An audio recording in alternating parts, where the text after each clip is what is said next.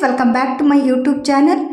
ಮನೆಯಲ್ಲಿ ಏನಾದರೂ ಈ ಥರ ಬನ್ಗಳಿದ್ದರೆ ಅಥವಾ ಯಾವಾಗಾದರೂ ಮಿಕ್ಕಿರುತ್ತಲ್ಲ, ಆವಾಗ ಒಂದು ಒಳ್ಳೆ ಈವ್ನಿಂಗ್ ಸ್ನ್ಯಾಕ್ಸ್ನ ಮಾಡ್ಕೋಬೋದು.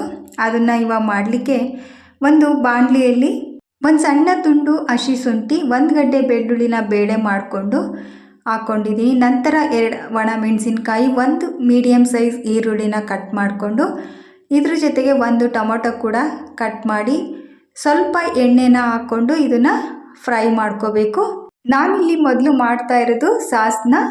ಇದು ಫ್ಲೇಮ್ನ ಕಡಿಮೆ ಮಾಡಿಕೊಂಡು ಆದಷ್ಟು ಲೋ ಫ್ಲೇಮಲ್ಲೇ ಇದನ್ನ ಟೊಮೊಟೊ ಮತ್ತು ಈರುಳ್ಳಿ ಆದಷ್ಟು ಮೆತ್ತಗಾಗೋವರೆಗೂ ಇದನ್ನು ಫ್ರೈ ಮಾಡ್ಕೋಬೇಕು. ಪಿಜ್ಜಾ ಸಾಸ್ನ ಯಾವ ಥರ ಮಾಡ್ತೀವೋ ಅದೇ ಥರ ಈ ರೀತಿ ಸಾಸ್ನ ಮನೆಯಲ್ಲೇ ರೆಡಿ ಮಾಡ್ಕೋಬೋದು. ಹೊರಗಡೆ ಕೂಡ ಸಿಗುತ್ತೆ, ಆದರೆ ನಾನಿಲ್ಲಿ ಮನೆಯಲ್ಲೇ ರೆಡಿ ಮಾಡ್ತಾ ಇದ್ದೀನಿ. ನೋಡಿ, ಕಂಪ್ಲೀಟಾಗಿ ಟೊಮೊಟೊ ಮತ್ತು ಈರುಳ್ಳಿ ಕೂಡ ಮೆತ್ತಗಾಗಿದೆ, ಪೂರ್ತಿ ಫ್ರೈ ಆಗಿದೆ. ಗ್ಯಾಸ್ನ ಆಫ್ ಮಾಡಿಕೊಂಡು ಇದನ್ನು ತಣ್ಣಗಾಗಲಿಕ್ಕೆ ಬಿಡೋಣ. ಅಷ್ಟರಲ್ಲಿ ಇನ್ನೊಂದು ಬಾಣಲಿಯಲ್ಲಿ 1 ಟೇಬಲ್ ಸ್ಪೂನಷ್ಟು ಎಣ್ಣೆನ ಹಾಕ್ತಾಯಿದ್ದೀನಿ. ನಂತರ ಇದಕ್ಕೆ ಜೀರಿಗೆ ಹಾಕ್ತಾಯಿದ್ದೀನಿ, ಸ್ವಲ್ಪ ಒಂದು ಅರ್ಧ ಟೀ ಸ್ಪೂನ್ ಜೀರಿಗೆ ಹಾಕ್ಕೊಂಡು, ಕ್ಯಾಪ್ಸಿಕಮ್ನ ಕಟ್ ಮಾಡ್ಕೊಂಡು ಹಾಕ್ಕೊಂಡು, ಈರುಳ್ಳಿನ ಒಂದು ದೊಡ್ಡ ಸೈಜ್ ಈರುಳ್ಳಿ ಆದಷ್ಟು ಸಣ್ಣದಾಗಿ ಕಟ್ ಮಾಡ್ಕೋಬೇಕು. ನಂತರ ಟೊಮೊಟೊ ಕೂಡ ಅಷ್ಟೇ ತುಂಬ ಸಣ್ಣದಾಗಿ ಕಟ್ ಮಾಡಿಕೊಂಡು ಸ್ವಲ್ಪ ಉಪ್ಪು ಹಾಕ್ಕೊಂಡು ಇದನ್ನು ಫ್ರೈ ಮಾಡ್ಕೋಬೇಕು. ಅಷ್ಟರಲ್ಲಿ ನಾವೇನು ಮೊದಲು ಸಾಸ್ಗೆ ರೆಡಿ ಮಾಡಿದ್ನಲ್ಲ ಅದನ್ನು ತಣ್ಣಗಾಗಿದೆ ಮಿಕ್ಸಿಗೆ ಕೂಡ ಹಾಕ್ಕೊಂಡು ಇಟ್ಕೊಳ್ತಾ ಇದ್ದೀನಿ.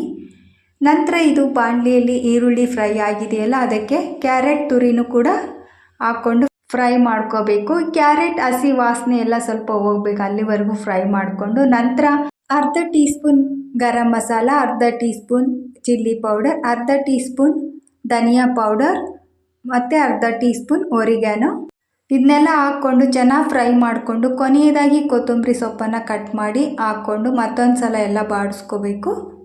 ನಂತರ ಇವಾಗ ಗ್ಯಾಸನ್ನು ಆಫ್ ಮಾಡಿ ಇದನ್ನು ಕೂಡ ತಣ್ಣಗಾಗಲಿಕ್ಕೆ ಬಿಡೋಣ. ಅಷ್ಟರಲ್ಲಿ ಬನ್ಗಳನ್ನು ಕಟ್ ಮಾಡ್ಕೊಳ್ಳೋಣ. ಮನೆಯಲ್ಲಿ ಒಂದೊಂದು ಸಲ ಈ ಥರ ಬನ್ಗಳಂತೂ ಇದ್ದೇ ಇರ್ತವೆ, ಯಾವಾಗಲಾದರೂ ಒಂದು ಸಲ ಇದ್ದರೆ. ಬನ್ ಇಲ್ಲ ಅಂದರೆ ಬ್ರೆಡ್ಡಲ್ಲಿ ಕೂಡ ಮಾಡ್ಕೋಬೋದು ಈ ಸ್ನ್ಯಾಕ್ಸ್ನ. ನಾನಿವಾಗ ಈ ಬನ್ನನ್ನು ಮಧ್ಯಕ್ಕೆ ಒಂದೊಂದು ಸೈಡ್ ಕಟ್ ಮಾಡ್ತಾಯಿದ್ದೀನಿ. ನಾನು ಸ್ವಲ್ಪ ಕೆಳಗಡೆ ಬಿಡ್ತಾ ಇದ್ದೀನಿ, ಅಥವಾ ಕಂಪ್ಲೀಟಾಗಿ ಕೂಡ ಕಟ್ ಮಾಡ್ಕೋಬೋದು. ಈ ರೀತಿ ಎಲ್ಲ ಬನ್ಗಳನ್ನು ಕಟ್ ಮಾಡ್ಕೋಬೇಕು. ಮನೆಯಲ್ಲಿ ಕೆಲವರಿಗೆ ಬ್ರೆಡ್ ಬನ್ ಅಂದರೆ ಇಷ್ಟ ಆಗೋದಿಲ್ಲ, ಅಂಥವ್ರಿಗೆ ಈ ಥರ ಸ್ನ್ಯಾಕ್ಸ್ನ ಮಾಡಿಕೊಟ್ರೆ ತುಂಬಾ ಇಷ್ಟಪಟ್ಟು ತಿಂತಾರೆ. ನೋಡಿ, ಎಲ್ಲ ಬನ್ಗಳು ಕೂಡ ಈ ರೀತಿ ಕಟ್ ಮಾಡ್ಕೊಂಡು ಆಗಿದೆ. ಮಧ್ಯೆ ಏನು ನಾವೆಲ್ಲ ಬನ್ನ ಕಟ್ ಮಾಡಿದ್ದೀವಲ್ಲ ಅದ್ರ ಮಧ್ಯದಲ್ಲಿ ಇವಾಗ ಮೊದಲಿಗೆ ಸಾಸ್ ರೆಡಿ ಮಾಡಿದ್ನಲ್ಲ ಅದನ್ನು ಇವಾಗ ಸ್ಪ್ರೆಡ್ ಮಾಡ್ಕೋಬೇಕು. ಈ ರೀತಿ ಸ್ಪೂನಲ್ಲಿ 2 ಕಡೆ ಈ ರೀತಿ ಹಚ್ಕೋಬೇಕು. ನಂತರ ಇದೇನು ನಾವು ಸ್ಟಫಿಂಗ್ನ ರೆಡಿ ಮಾಡಿದ್ವಲ್ಲ ಒಗ್ಗರಣೆನ, ಅದನ್ನು ಕೂಡ ಅಷ್ಟೇ ಈ ರೀತಿ 1 ಸೈಡ್ ಆದರೂ ಸರಿ 2 ಸೈಡ್ ಆದರೂ ಸರಿ ಹಾಕ್ಕೋಬೇಕು. ಇದೇ ಥರ ಎಲ್ಲ ಬನ್ಗಳಿಗೆ ಈ ರೀತಿ ಮಧ್ಯ ಹಾಕ್ಕೊಂಡು ನಂತರ ಎಲ್ಲವನ್ನೂ ಇವಾಗ ರೆಡಿ ಮಾಡ್ಕೋಬೇಕು. ನೋಡಿ, ಇನ್ನೊಂದು ಬನ್ಗೂ ಕೂಡ ತೋರಿಸ್ತಾ ಇದ್ದೀನಿ. ಇದನ್ನು ಕೂಡ ಅಷ್ಟೇ ಫಸ್ಟು ಸಾಸ್ನ ಎಲ್ಲ ಸ್ಪ್ರೆಡ್ ಮಾಡಿಕೊಂಡು, ನಂತರ ಸ್ಟಫಿಂಗ್ ಏನು ರೆಡಿ ಮಾಡ್ಕೊಂಡಿದ್ವಲ್ಲ ಅದನ್ನು ಕೂಡ ಎಲ್ಲ ಕಡೆ ಈ ರೀತಿ ಹಚ್ಕೋಬೇಕು. ನೋಡಿ, ಇದು ಕೂಡ ರೆಡಿಯಾಗಿದೆ. ಇವೆಲ್ಲ ರೆಡಿಯಾಗೋ ಅಷ್ಟರಲ್ಲಿ ನಾನು ತವಾ ಕೂಡ ಕಾಯ್ಲಿಕ್ಕಿಟ್ಟಿದ್ದೆ, ಅದು ಕೂಡ ಕಾದಿದೆ. ನೋಡಿ, ಬನ್ ಕೂಡ ರೆಡಿಯಾಗಿದೆ. ಇವಾಗ ಮೊದಲು ಬೆಣ್ಣೆನ ಹಾಕ್ತಾಯಿದ್ದೀನಿ. ಅದು ಹಾಕಿ ಸ್ವಲ್ಪ ಸ್ಪೈಸಿ ಬೇಕು ಅನ್ನೋರು ಅಚ್ಕಾರದ ಪುಡಿನ ಹಾಕ್ಕೊಳ್ಳಿ, ಇಲ್ಲ ಅಂದರೆ ಹಾಗೇ ಕೂಡ ಇದನ್ನು ಈ ರೀತಿ ಫ್ರೈ ಮಾಡ್ಕೋಬೋದು. 2 ಕಡೆ ಈ ರೀತಿ ಬೇಯಿಸ್ಕೋಬೋದು. ಬೆಣ್ಣೆ ಬೇಡ ಅಂದರೆ ಎಣ್ಣೆ ಅಥವಾ ತುಪ್ಪ ಯಾವುದಾದ್ರೂ ಬಳಸ್ಬೋದು. ಬೆಣ್ಣೆ ಆದರೆ ಫ್ಲೇವರ್ ಕೂಡ ತುಂಬ ಚೆನ್ನಾಗಿರುತ್ತೆ. ಎಲ್ಲ ಬನ್ಗಳನ್ನು ಈ ರೀತಿ ಫ್ಲೇಮ್ನ ಕಡಿಮೆ ಮಾಡಿಕೊಂಡು 2 ಕಡೆ ಈ ರೀತಿ ಫ್ರೈ ಮಾಡ್ಕೋಬೇಕು.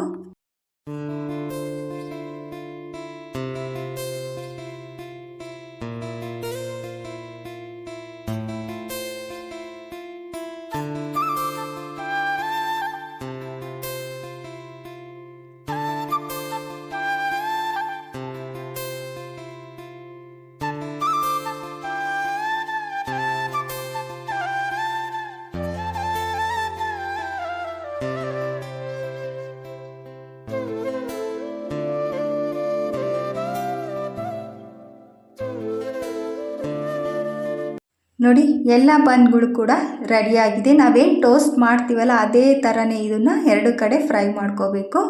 ನೀವು ಕೂಡ ಟ್ರೈ ಮಾಡಿ ನೋಡಿ, ನಿಮಗೂ ಕೂಡ ಇಷ್ಟ ಆಗುತ್ತೆ. ಯಾರೆಲ್ಲ ನನ್ನ ಚಾನಲ್ನ ಫಸ್ಟ್ ಟೈಮ್ ನೋಡ್ತಾ ಇದ್ದರೆ ಸಬ್ಸ್ಕ್ರೈಬ್ ಮಾಡಿ, ವಿಡಿಯೋ ಇಷ್ಟ ಆದರೆ ಲೈಕ್ ಮಾಡಿ, ಶೇರ್ ಮಾಡಿ. Thank you.